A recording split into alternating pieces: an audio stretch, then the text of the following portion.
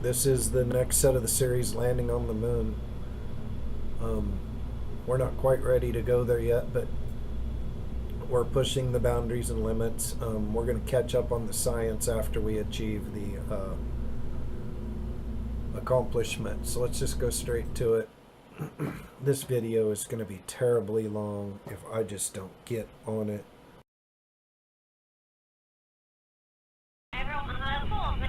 I don't really know. We should have enough of everything to get there, but I don't know how the craft's going to perform.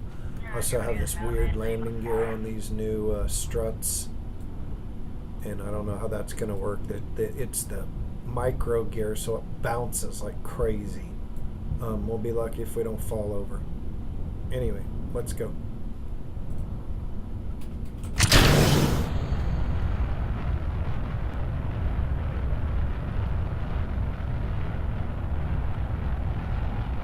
I was really tight on the weight, right on the edge of 140 tons, metric tons. So I wanted 4 or more solid boosters. I had to settle with 3 or lose a gas tank in here somewhere.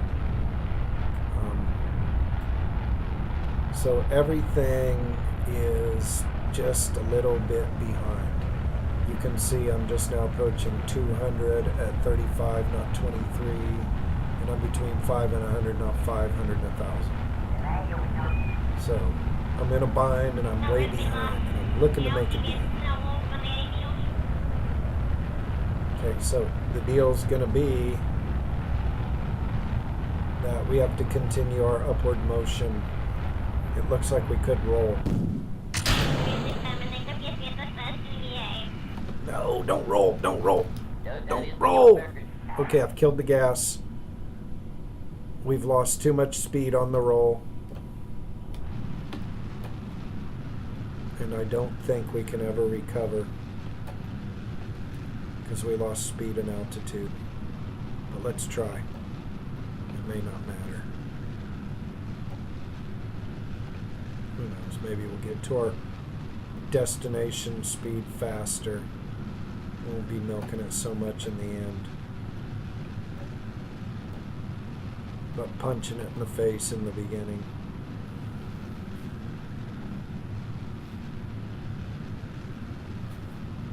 Let's just see what happens. Alright, at 27, usually I'm not even tipping till 35.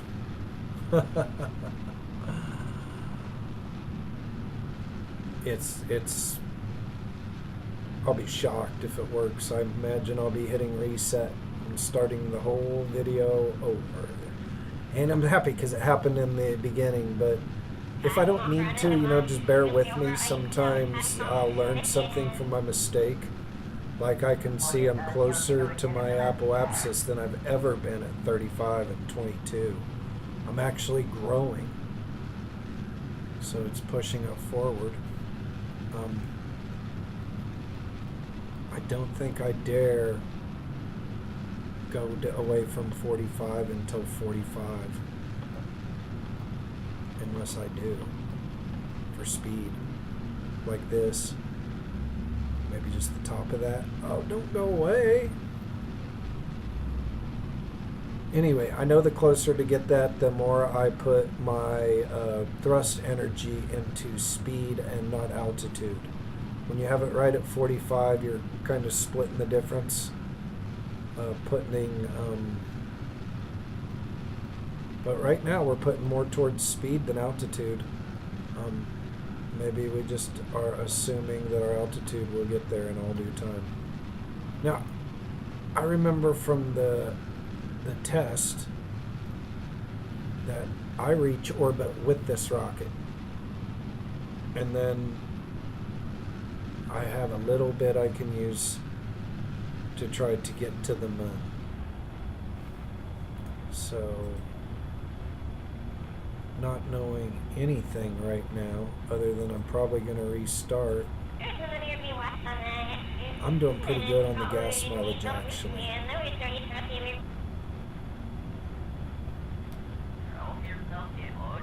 And I may want to do this because I'm doing really good on speed but not so good on altitude.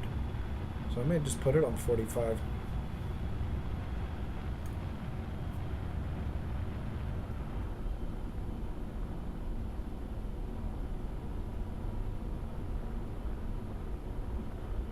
I can see this number going up. I'm trying to get this number to go backwards. This 1 minute 57, 58. There we go. It's going backwards and this number is going up. And I'm trickling fuel right now. I think I actually am going to end up with more fuel than I had the other way. All right, it's 65. I'm going to start to ease back.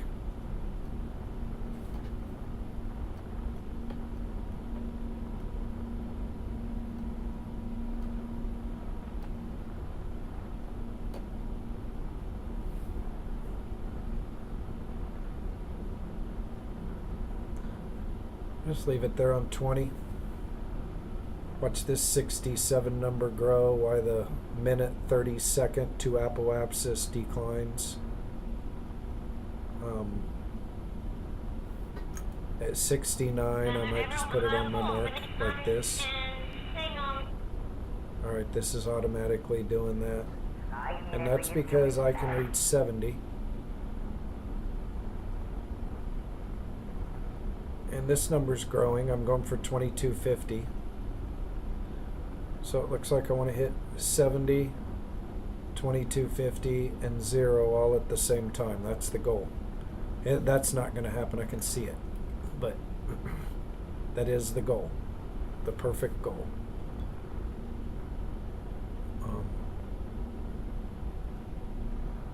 I don't know. I mean, it'd be not too far from, because I'm 1,000 kilometers from it, or yeah, 1,000 kilometers from 70 now. I'm about 100 meters per second from my goal, 130 meters per second from my goal, 45 seconds from my other goal.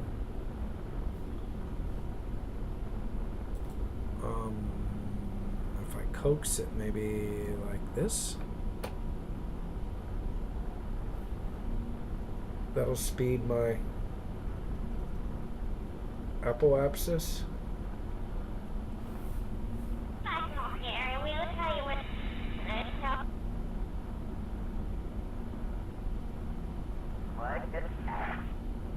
All right, 69.4, 20 seconds, 19, 21:46. I say we just sit here until about 5 seconds. And then maybe I'll hit this retrograde and gas. 5, retrograde, gas. And I'm going for 2250.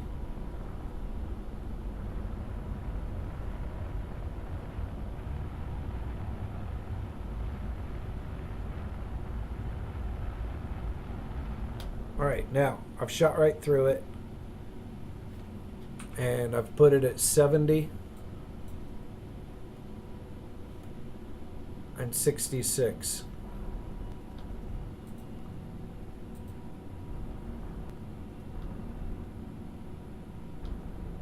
Okay, so I got it at 70 and 69. Now what I'm going to do is point it straight up, straight up. Sorry, wrong way, wrong way.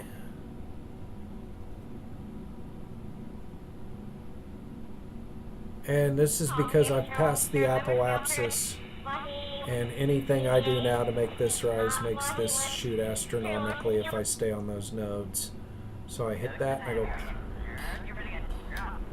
and see how that just shot me to 69, and it lowered that to 70. So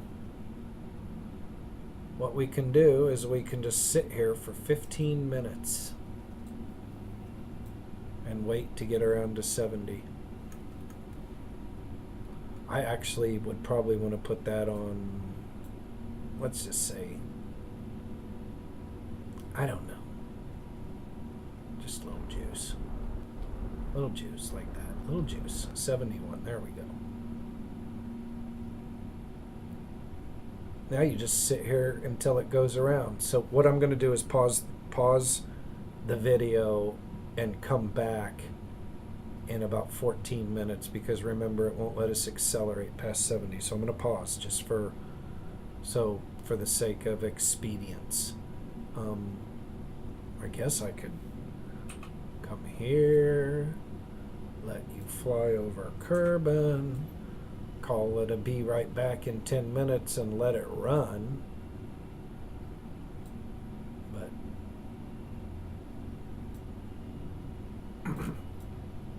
anyway, let's do something while we're here. We can find something to do. Even with that roll, I'm about 50 points of gas behind, but that's all.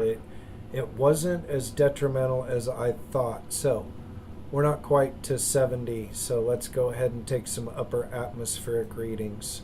We have a observational door.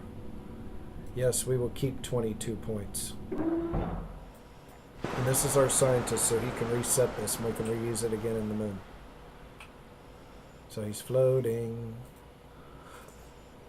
Collect data, remove data, restore.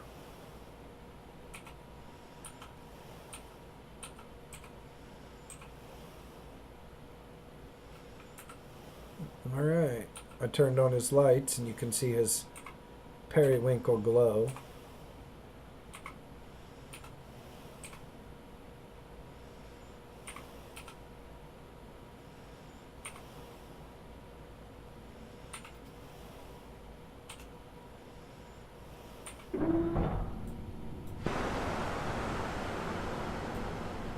All right.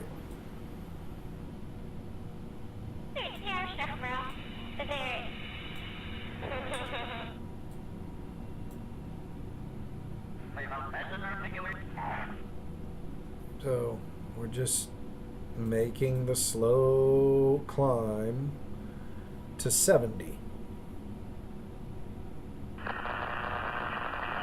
Now basically what this is demonstrating is very close to our speed needed to achieve near Kerbal orbit at 71,000 or 70,000 in this case.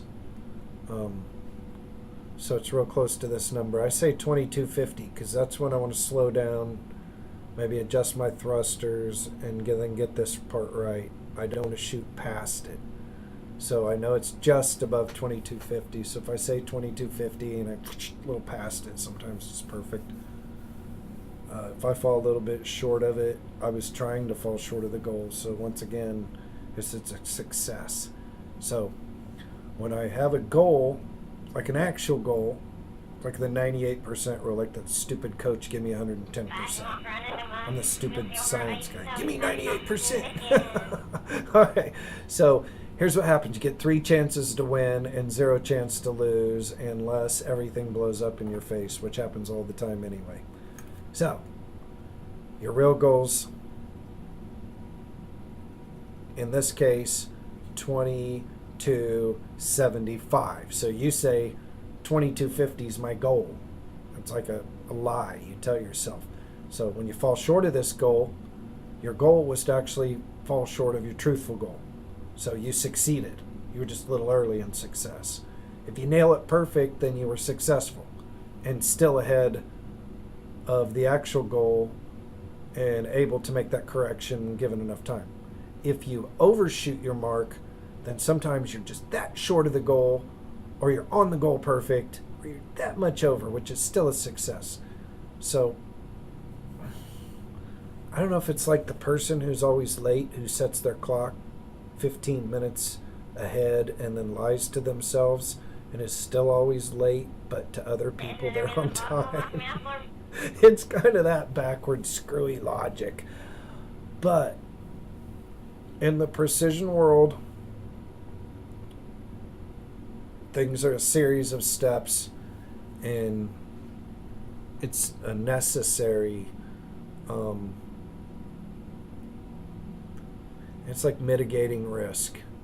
We don't want to actually go past the actual goal or we'll be in big trouble. So we have a pre-goal to meet our actual goal. You can butter up the terminology too and try to explain it completely, and then people just get confused. So just say that, just lie. Pleasant little lie that's not too far from the truth, and actually it's setting people up to win rather than win and lose. I mean, that's what life is. You fall short, you win, or you lose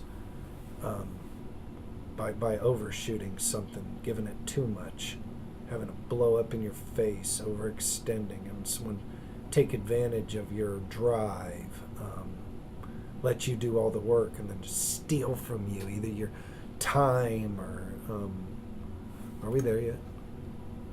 Yeah, I felt like I've had jobs before where since I did the job so good, they held your promotion back. Hey, look at the guys behind him. We want to keep this guy. And it's like, you bastards. Maybe if I was a little bit of screw up, you'd say, okay, let's give the new guy a chance, and well, he didn't do too bad. Let's give him the promotion. So, I mean, why would I even want to do good when doing good just gets me stuck?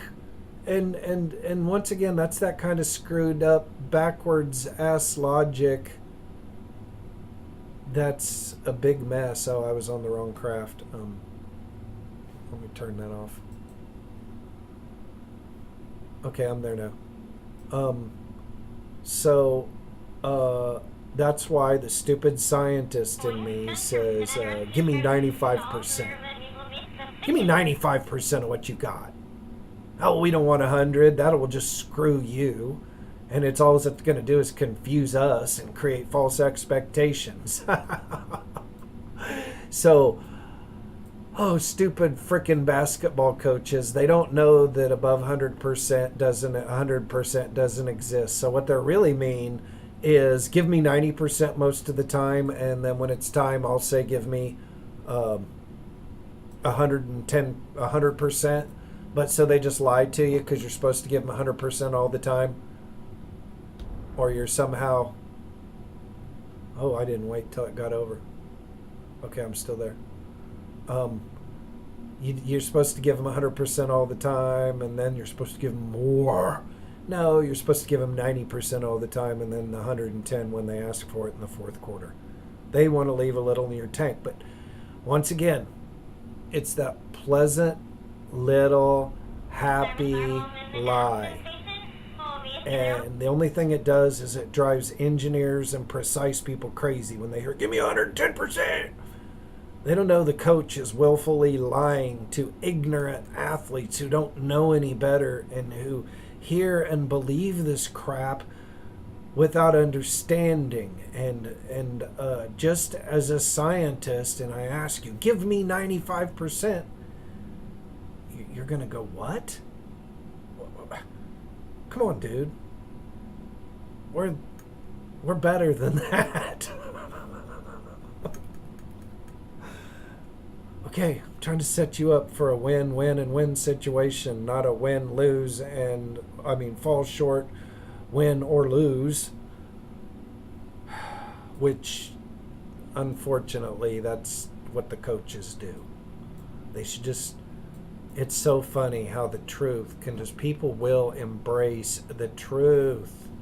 You just can't even imagine. Coach says, give me 95%. I need 5% in your tank, and I'll tell you when to spend that. All right, coach. All right. I see too many guys trying too hard all the time, and it's crazy, especially in pro sports, and they just kind of keep going just because you probably don't really know what to do or have a choice, or what are you supposed to do? Roll over and die because you're an idiot, because you press so hard.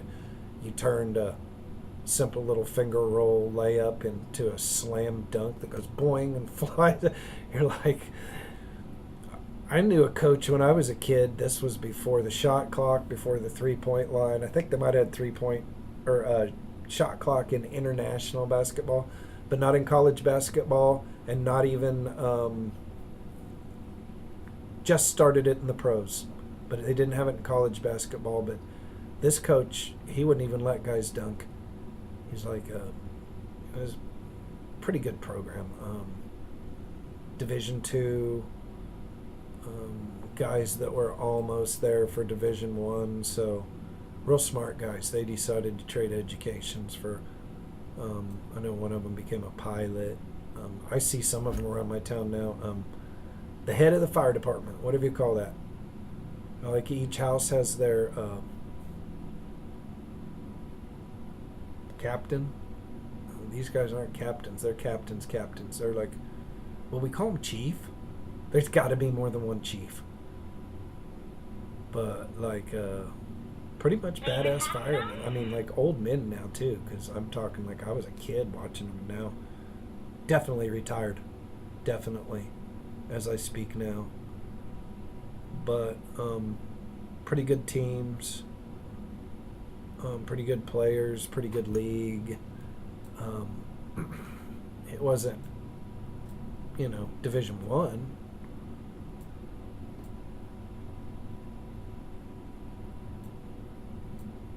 But the coach I'm talking about, let me put it this way. The coach I'm talking about had been there already 10 to 15 years, maybe 20. Okay, then one of his players came along about that time that I'm, starting to become 10-ish. And then that player stayed on, got his teaching degree, stayed on at the college, and was the girls' basketball coach. I think the girls' basketball assistant coach until he became the girls' coach, until he became the men's assistant coach, until he became the men's head coach. When this hard-nosed, no-dunking coach couldn't be fired, just had to wait till he aged out. Now, we're talking a long time ago. I'm 54 years old right now as I speak. And I'm talking 44 years ago. Ish. Now, this guy that I'm talking about that became the head coach is still the head coach. And I think he's coming up on, if he doesn't have more years on than the previous coach. So that's the kind of program I'm talking about, like in the last 60 years, or let's say last 54 years, 2 coaches, period. That's it. 2 coaches. That's, if it ain't corruption, it's something good. And I say it's something good because it's not corruption. I'm not naming the people or the programs, or I haven't talked about the people. But I'll tell you, it was at a different time. It was at a different time. It was during the Civil Rights Movement. Probably not when it was hot and heavy with the Molotov cocktails, but let's say right after, when people were still making adjustments, and let's put it this way, white people were getting sued with the new laws because they didn't know. We had Denny's. They had Jigaboo portrayal of Little Black Sambo as their motif. It's like, whoa! I mean, they basically, everyone had to stop eating there, or they just couldn't do it. They weren't a progressive company.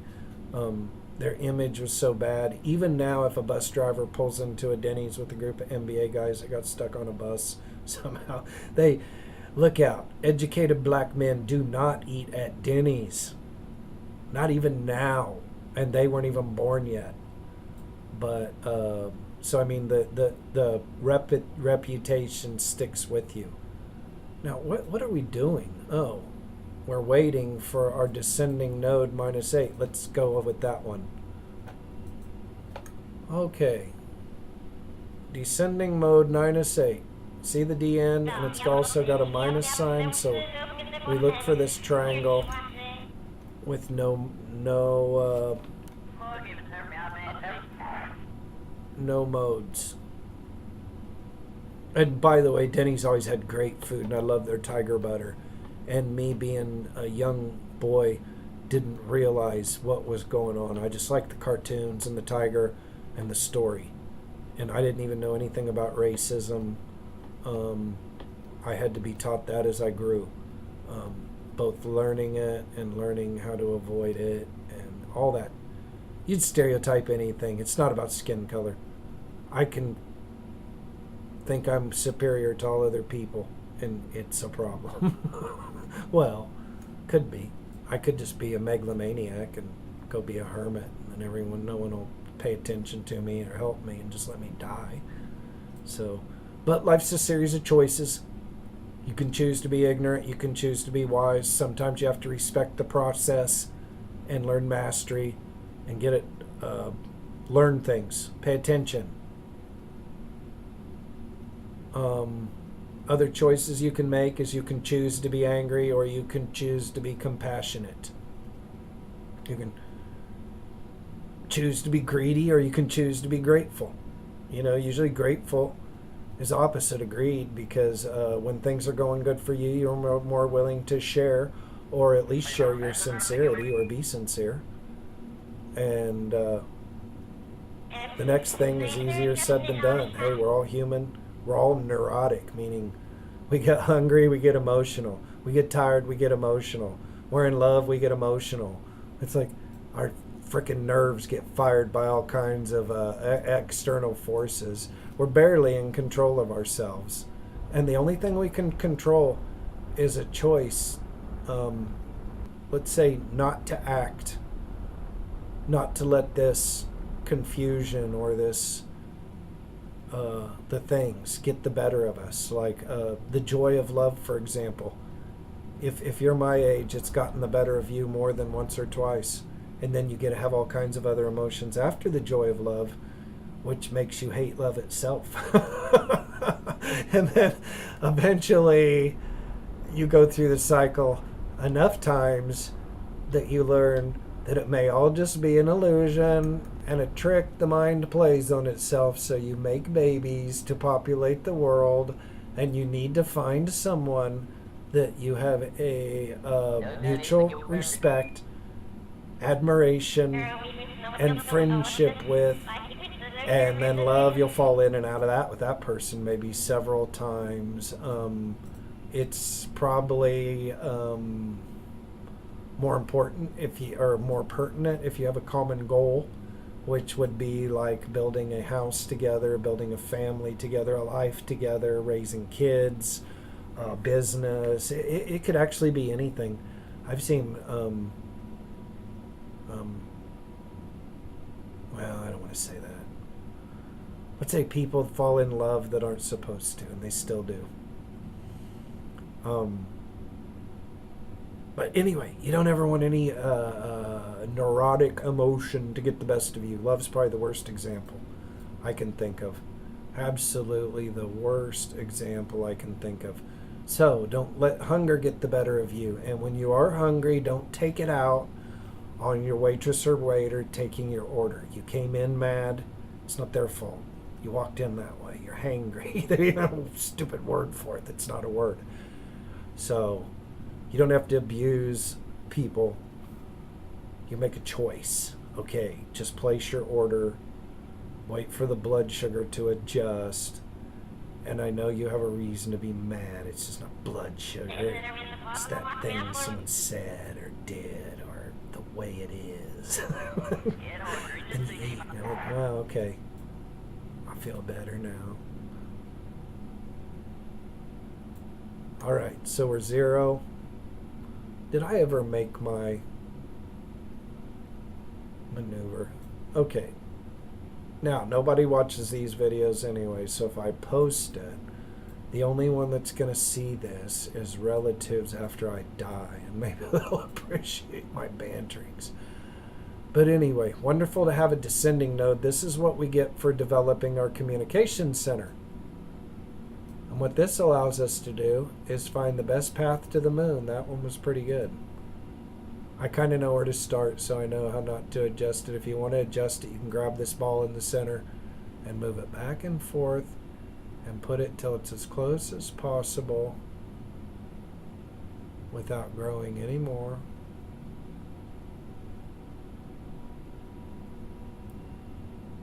So let's just put it on this mid-5s right there. Now, we don't want to be too close to this side because I don't know if you could see it, but it was throwing us off into space. And this would be a good one to do if you thought you might not make it for some reason and you need to stay within range of a rescue mission, because if you get into space, like for example one of these, what is that? Oh, wow. This is a relay on an escape orbit. It's getting ready to go outside of our lunar orbit system. Anyway, if you get thrown out there, it makes a rescue mission much more difficult, maybe impossible. So look, we're in a nice little circle if we screw up. But me, I want to get a little closer.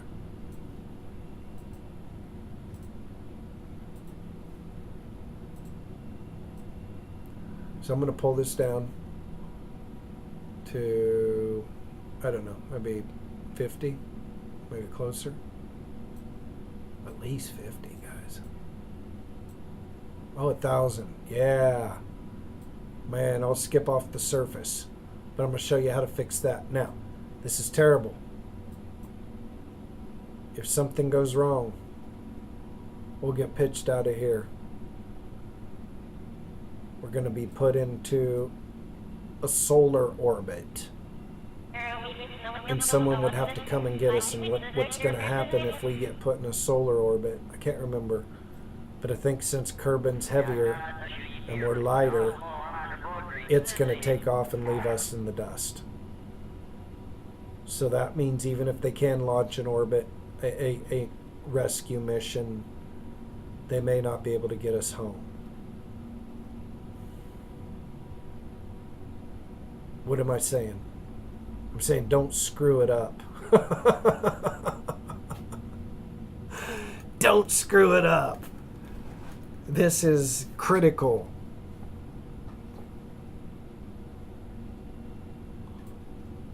This is the only problem with space travel.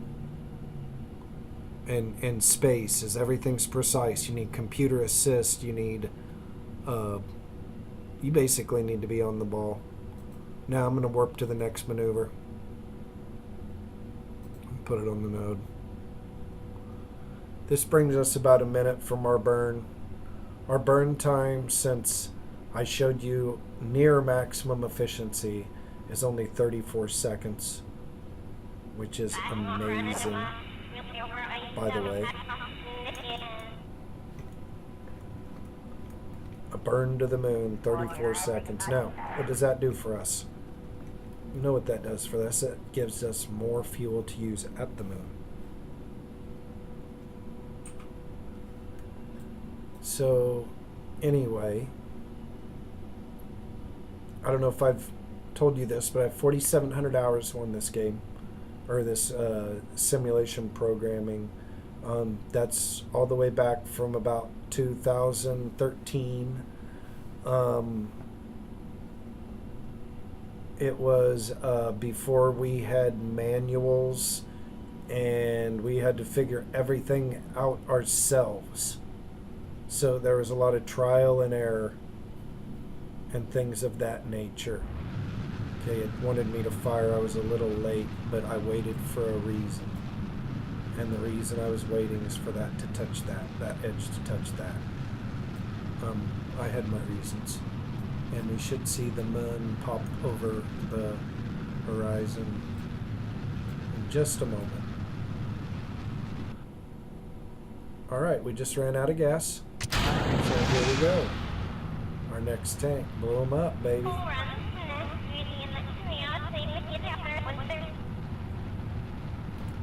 All right, we should be there about right now. See, we're here. And let's see where we're at. This way. And we need to keep burning. Boy, wasn't much. I did not put hardly any gas into that. So we were really close. I'm not sure why it registered, or maybe I just pulled the trigger early. So this gives us a chance. Now we can put this where we want. The smart thing to do would probably be stop here and slowly grade that down, but like I said, I'm not smart. I'm daring yet precise.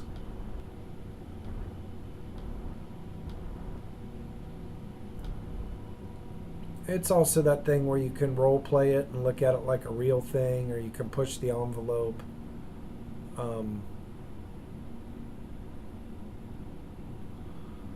What is this Y12 relay, and where did it come from? That must have got picked up again by the Mun's orbit, because that's been...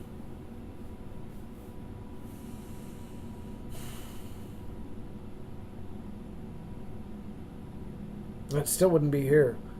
That was from the flyby. Or would it?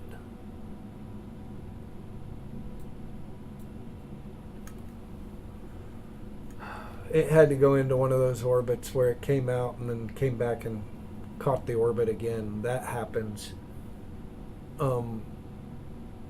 If you watched my first series, you'll see the return home orbit. So where you can set your return trajectory, even to re-entry onto Kerbal before you actually get to the Mun periapsis.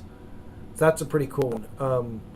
Apollo flybys lived by that. In case something happened, something shut down, something went wrong, people died, everything was just coming back. It just was.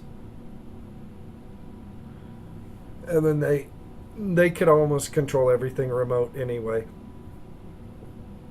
They didn't even need the astronauts. They just did it because why go without, are we really explorers if we don't go? I mean, you better send the robot first. Russia landed on the moon before us. They put a little rover. I think it pulled 10 feet off its stand and stopped. Or did it ever pull off its stand? I don't really know. Okay, we have science to perform. We can perform some here. We can perform some, that'd be high Kerbal. High space, we have it there. We have low space. We have orbital. We have surface. I'm going past all the science we have. I'm going straight for the surface. And a lot of that is time constraint on the video. A lot of it's also all that science that I'm not getting ahead of it. I can get after it. But there are several parts that would help us perform this mission almost flawlessly, where we really are going to have a lot of problems because of because I'm an idiot. But anyway, because I'm pushing the envelope, we will have problems. And one problem is I've got substandard landing gear that's too springy in the legs, so I have to have a near perfect landing. I can't have hardly any bounce. I have to have a level surface. I do have a plan B, but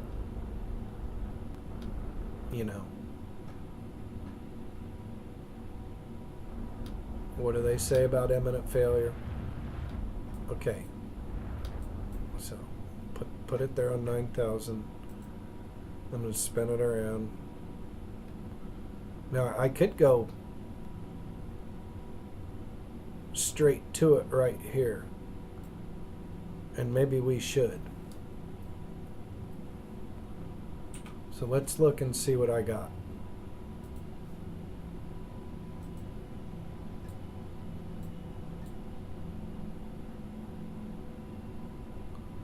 Okay, now, so what I'm doing is I'm taking all the speed off of it, and I'm trying to get to 0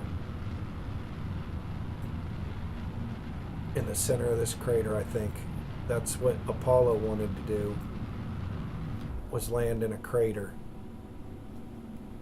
And I think they said there would be less dust.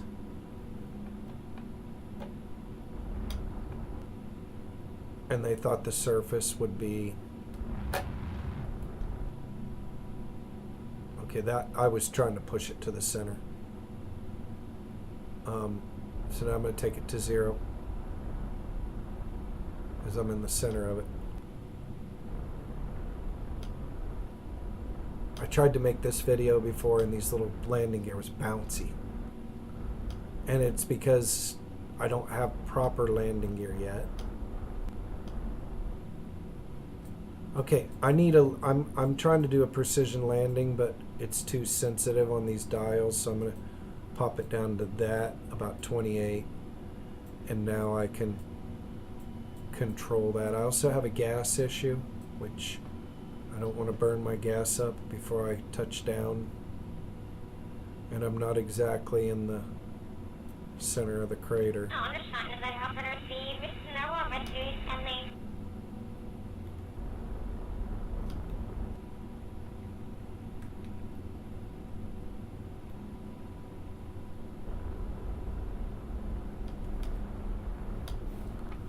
Alright, so now I'm headed to the center of the crater.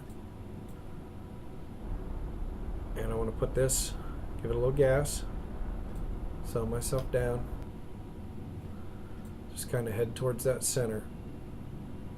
Alright, now I got to put this landing gear down. And I may want to retract it once it touches. Alright, I'm headed for the ground pretty fast, so I want to slow that down. Got 1,000 feet to go. And I'm traveling a little fast, so let me slow that down. 41, 40. Here comes my shadow. 400 feet. I'm at 336. Gas. Gas. Okay. 9. I got 100 feet to go, and I've got my gas set where I'm going backwards, but I don't want to hit 0 because then I start to go up.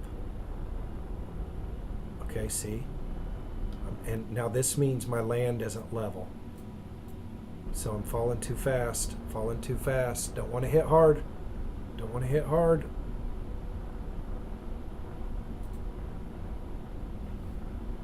Okay, I started to go up.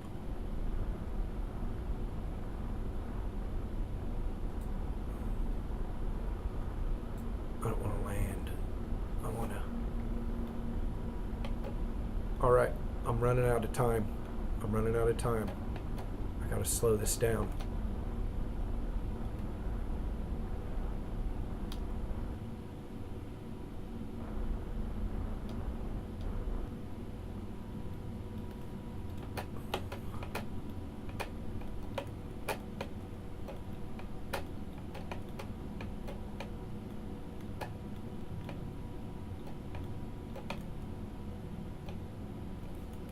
Alright.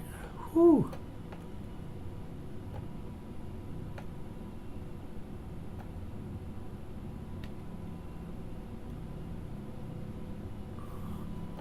Alright, I got a problem now. I'm so heavy that the springs are trying to knock me over.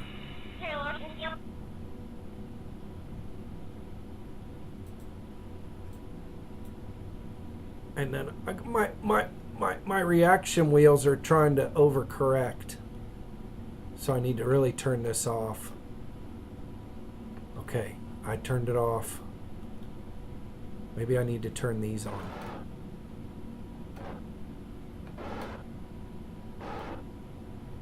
And they'll help it correct.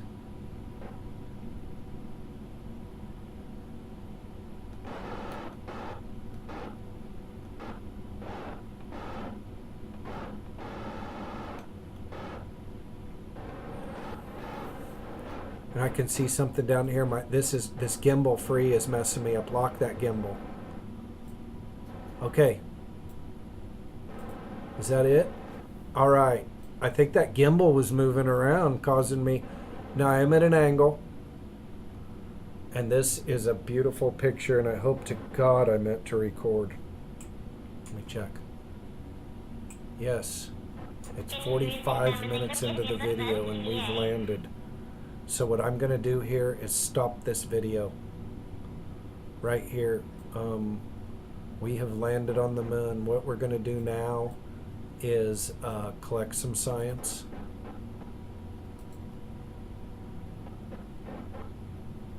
We're going to keep that, and we got to go get that before we go, because look, we have enough gas to get us just a little bit, and then we're going to have to lose that. So I need to collect that science.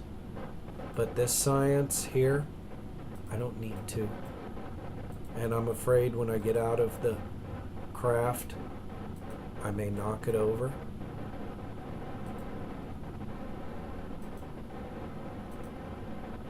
Oh, I forgot to look at the value of the science. Look, just 48 for a pressure reading. Now we can get that science later.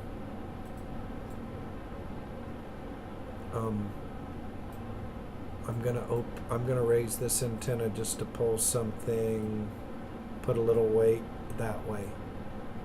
I don't know if it's good. I can see these rocks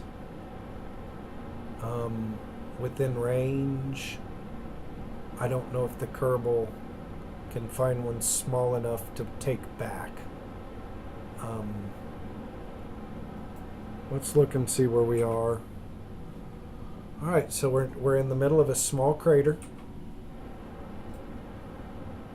and it's pretty nice. We got a really nice view.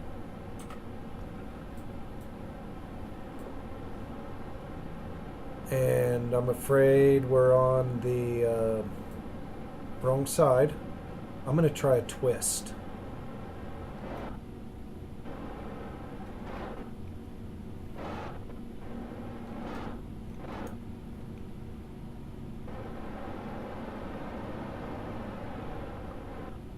Okay, it doesn't appear to like that.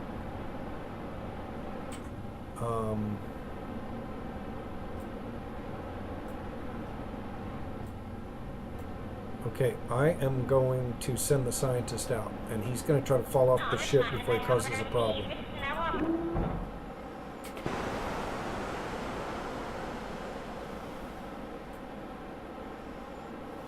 All right, now if it falls, it's going to fall on him.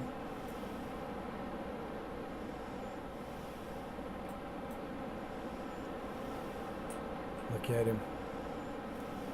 All right, let's go ahead and turn on our periwinkle.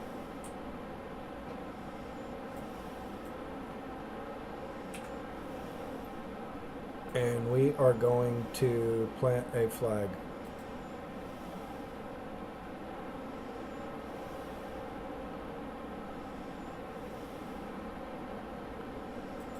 Call this M for Mun and Crater Lake.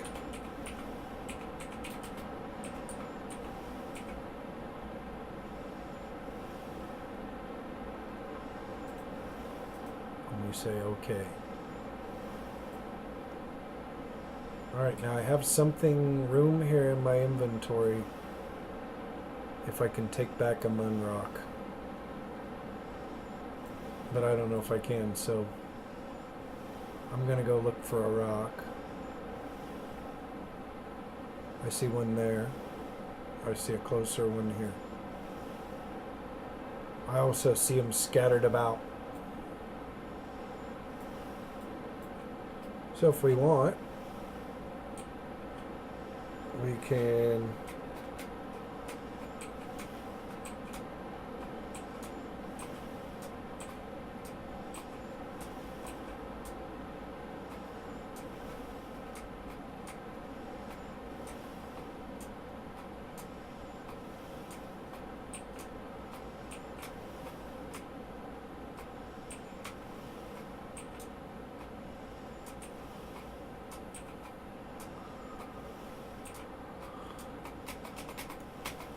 Alright. No need to walk about.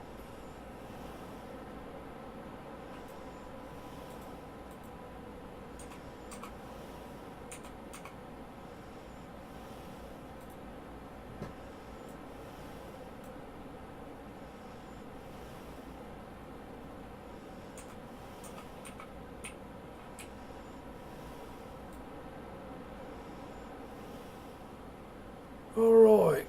Doesn't look like there's one of size. Yeah, I don't know. So we may not get a rock. But we got here.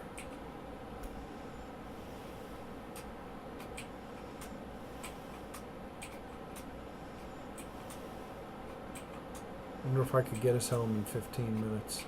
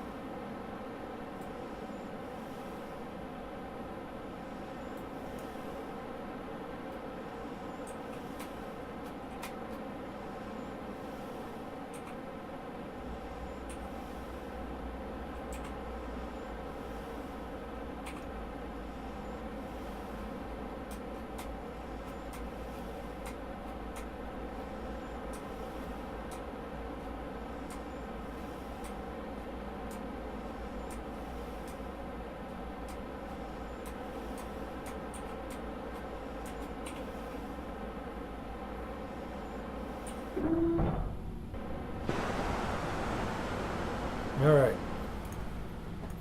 Looks like I lied. So what we need to do is get out of here on the 90 degree, and we're probably going to lose our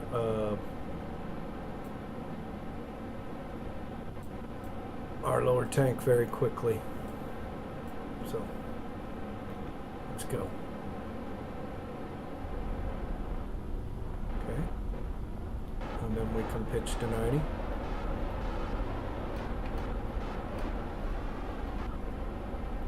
Get ready to run out of gas.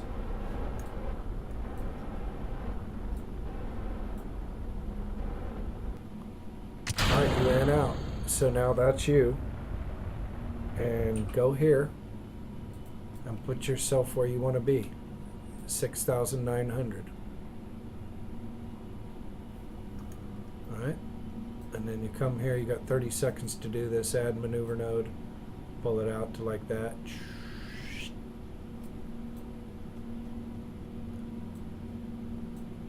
And then you got 8,000 and 4,000. That's good enough to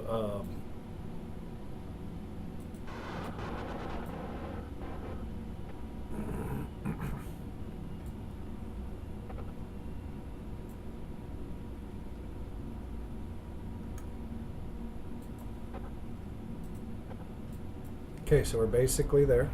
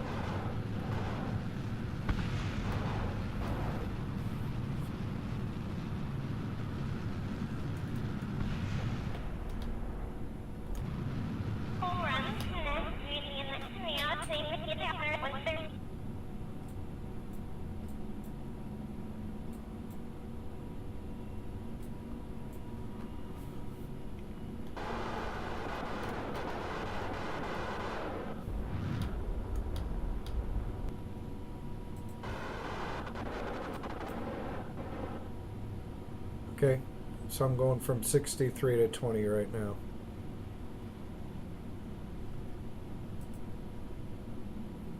Oh wow, am I recording? I forgot if I was. Was I talking to myself? Okay, so I don't know if you saw what I did, but I kind of overshot it. I don't know if the retro had anything to do with it, but I was having trouble with control, so I turned the RCS on. I guess I left it on. I was afraid my ship would fall over, but gosh, that's the last time I used that landing gear. Right now I am at 6,400, and it looks like I'm just moving up to 20. So there's really nothing to do here. I'm flying away from the planet. I can evaluate my gasoline. That is concerning.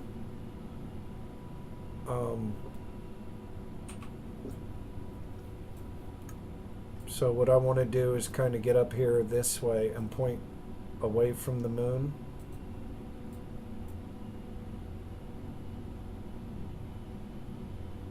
And if we can plan what we're doing, I'll show you.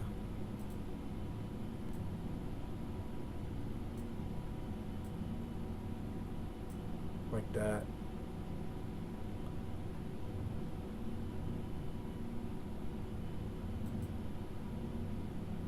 And then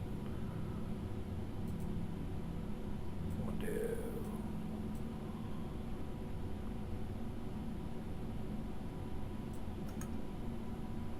something like that.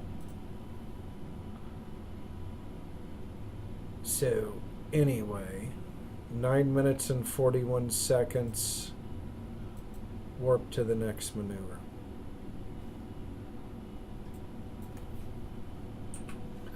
Now, by the way, when you do this yourself, if you do this yourself, you should take 2 hours to do this.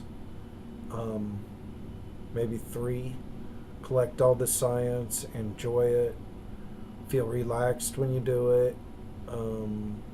It's an adventure, it's an exploration. It's not a job to get her done. You gotta have the wonderment of it all. Sometimes I make these videos, they're not that much fun. Like when sometimes I'm on the way to the moon, I'll have lunch. I'll sit there, I'll say, okay, I got 20 minutes to kill while I'm on my way. Instead of time accelerating, I'll eat lunch and sit there in my craft and look out the window, and someone will come by. They say, are you busy? I'm like, yeah, yes I am, have a seat. They're like, what? I said, I just, in about 10 minutes, I got to do something. It'll take me 30 seconds and I'll be right back. I come back, okay, 10 more minutes. They're like, what are you doing? I'm like, why are you here? I have a YouTube channel. You can go watch the videos. I don't want to explain to you again. Anyway, it's fun. It's fun and it's funny. And then if anyone ever hears me talking about Kerbal in public, I can only imagine. So, we've missed our burn. Me talking. Looks like by 17 seconds I'm going to burn anyway. Like I said, I'm really concerned about our fuel.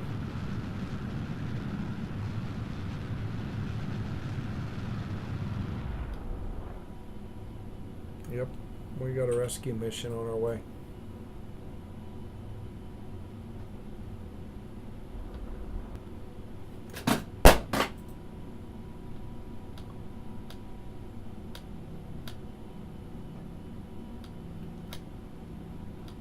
Alright, why won't it burn?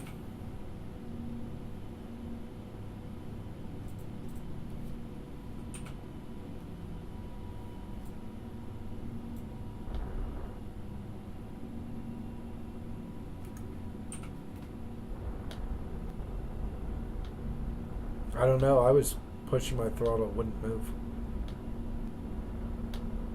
Okay.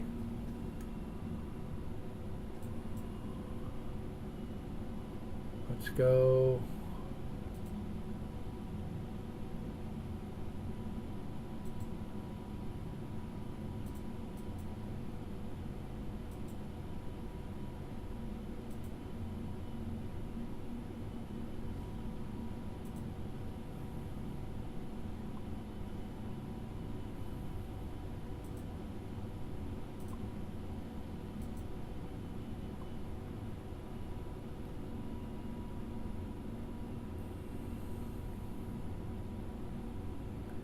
If I have enough fuel, I will be shocked. Alright, let's go ahead and kill that. We're not really taking that serious. We're trying to get here.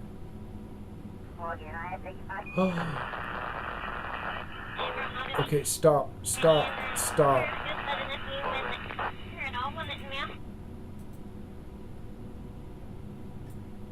Maybe that was best because this is our most efficient point.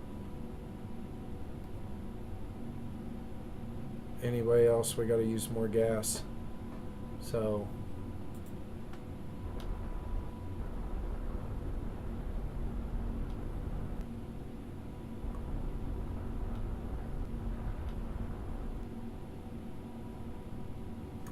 good Lord, I'm burning gas making it bigger. I just probably screwed the whole pooch right there.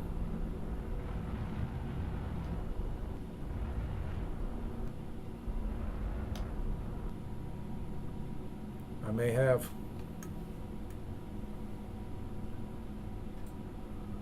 Alright guys, I guess we get to have rendezvous and rescue.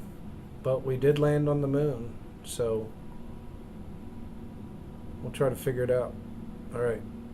I'm sorry I'm depressed, but we did have a rendezvous and a rescue mission. But we did land on the moon, so hey, it's all good. It's just more time, more money, just like life. So don't let it get you down. Alright, thanks guys. See you next mission.